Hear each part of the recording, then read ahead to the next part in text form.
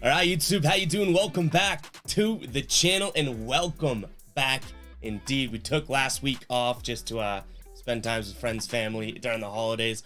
Hopefully you guys didn't mind that little vacation, but we're back here ready to grind out the new year. I am very refreshed and very excited to jump into these NBA games here, guys. We got 3 games on the NBA slate. As we always do, we're going to jump into each and every game. I'm going to give you what I'm thinking. I'll give you a lean, but my final plays, what I'm actually going to be rolling with. If you want to ride, if you want to fade, those plays will be in the pinned comment, updated throughout the day. If you don't see anything in there yet, we just haven't locked in any final plays, so keep that in mind. But again, 3 games on the NBA slate. Very excited to jump into it. Like I said, I'm refreshed. I'm ready to jump back into this and get things going, and we're starting it off with the Boston Celtics, my Boston Celtics, taking on the Denver Nuggets here. Nuggets, 2-point dogs at home. This total is 233.5, a decent total here. Denver's 23-12 straight up this year, 17-18 against the spread. Boston 26-10 straight up, and 15-1 against the spread. These two teams played in mid-November here, and Boston won 131 to 112. That was the only meeting of the season in their last 10 here. Boston has been sliding a little bit against the spread in their last 10 games. 3-6-1. Denver, on the other end, 6-4 against the spread. They're 4-3 against the spread at home. Celtics on the road in their last 3, 0-2-1 against the spread. They haven't been the Celtics as you know how they started the season. They're still winning games, but they're not covering as much, and they came out of that tailspin when they lost to Golden State, the Clippers, 2 games to Orlando, and then I think it was Minnesota or Indiana, a terrible little slide. They have won 4 straight games here. Denver winning 8 of their last 10 games. This isn't a bias play, guys. With the injuries on the board here, I'm going to lean the Celtics minus the 2 points. Celtics have no major injuries. Malcolm Brogdon upgraded to probable, but for Denver, Jamal Murray questionable, Aaron Gordon questionable here. 2 guys that I do think are a key piece to this team. So even if they do end up playing, I'm still going to lean Celtics here minus the 2 points. I think you have a nice line here just because the Celtics in their last 10 haven't looked that great. But again, their last 4 games, or I should say 3 out of their last 4 games, they actually have looked pretty good. So I'm going to lean the Celtics in this one. And then in terms of a total, I'm going to lean the over, even though it's a high number, 233.5. I've seen a 234 on some books, so it's going that way. If you can get a 230.5, I don't mind it there. But yeah, I'm going to lean the over in this one, 233.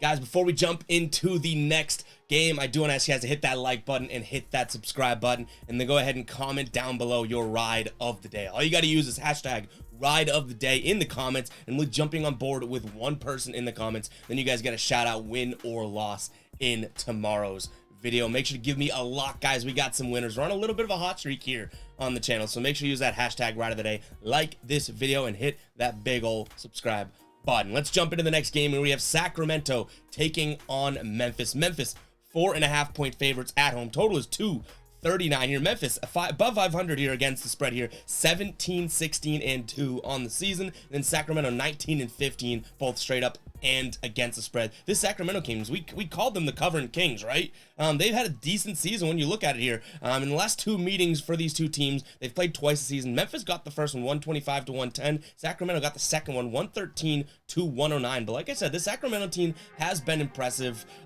season overall.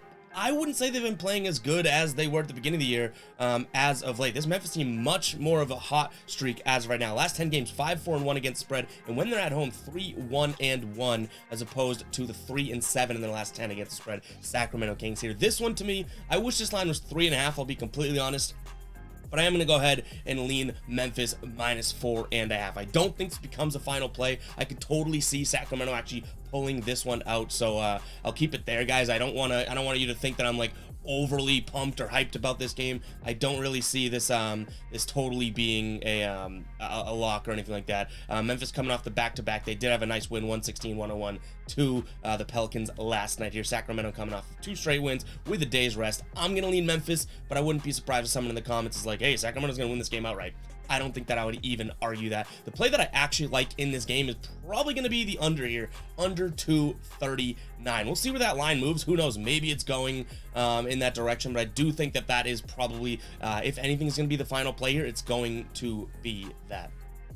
that I do want to talk about. I know we're splitting these up, only have 3 games, but I do want to quickly touch on the model, or the Ballers program for the model, guys. If you do want to support the channel, $2.99 a month, and we're producing models each and every day, at least during the weekdays, definitely Monday through Thursday, so you're getting at least 4 models a week. We did take the vacation off. I appreciate some of you ballers messaging me being like, hey, is everything okay, guys? If I take a week off or whatnot, I'm posting about it. I'm putting it on the community tab, I'm putting it on Twitter, in the comment of the most recent video, so just make sure to check those places before you assume that I like died or something. But yeah, guys, back to this. If you do want to become a baller, which is the membership program on the channel, $2.99 a month. We're giving you guys against the spread and total models every single day, and we're also giving you guys player points models, and we're doing a video series on building your own model for ballers as well, so make sure to consider that today, guys. Again, first and foremost, it supports the channel, and then we try and make that value worth it to you guys. $2.99 a month.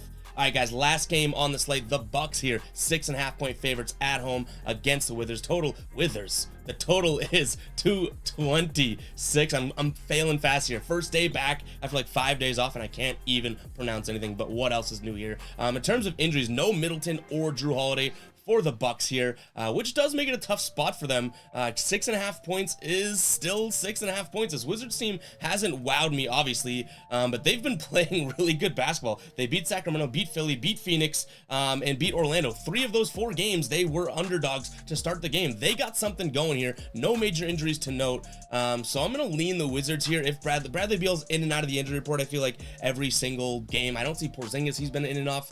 I'm telling you guys, I'm fading fast, off and on of the injury report.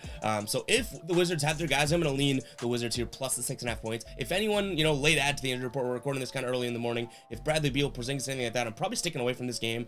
I do think that this Bucks team, has that go-off ability, no kidding, but they haven't been playing good basketball. They've lost 4 of their last 5 games outright. Games in which they were, had injuries to deal with. I get that.